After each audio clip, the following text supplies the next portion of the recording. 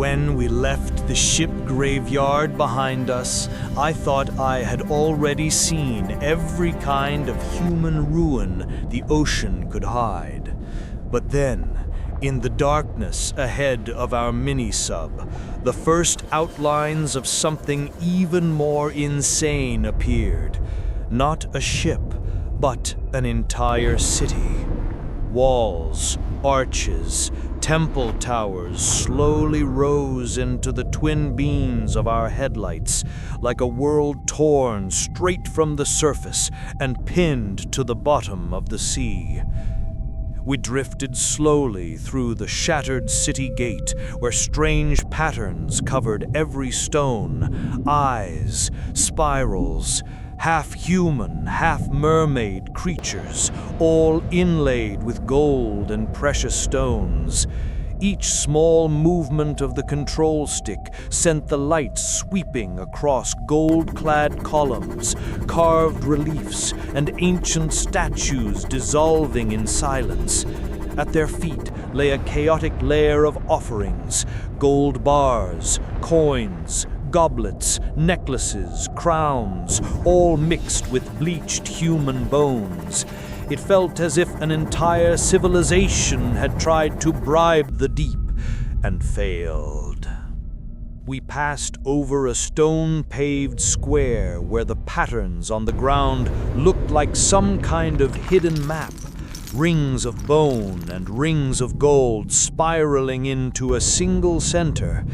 In the middle stood a broken fountain, its basin overflowing with treasure, golden statues of humans, mermaids, sea monsters collapsed around it, their hordes spilling like frozen waterfalls. Here and there, in the ruins of houses, we saw skeletons curled up by doorways, clutching the last things they owned: a golden mask, a jeweled sword, a tiny toy made of precious metal. But what truly sent a chill through me wasn't just the treasure and the bones. Every now and then, our lights would catch something moving between the towers, a long shadow sliding over a golden dome, dozens of tentacles coiling around balconies, cold eyes reflecting our beams for a split second before vanishing into the dark. One creature looked like a nightmare cross between a giant sea serpent and a squid wrapped around a collapsed tower.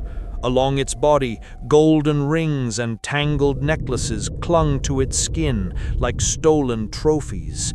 The ocean hadn't just swallowed this city, it had recycled everything here, from their riches to their remains, into a slow, monstrous ecosystem.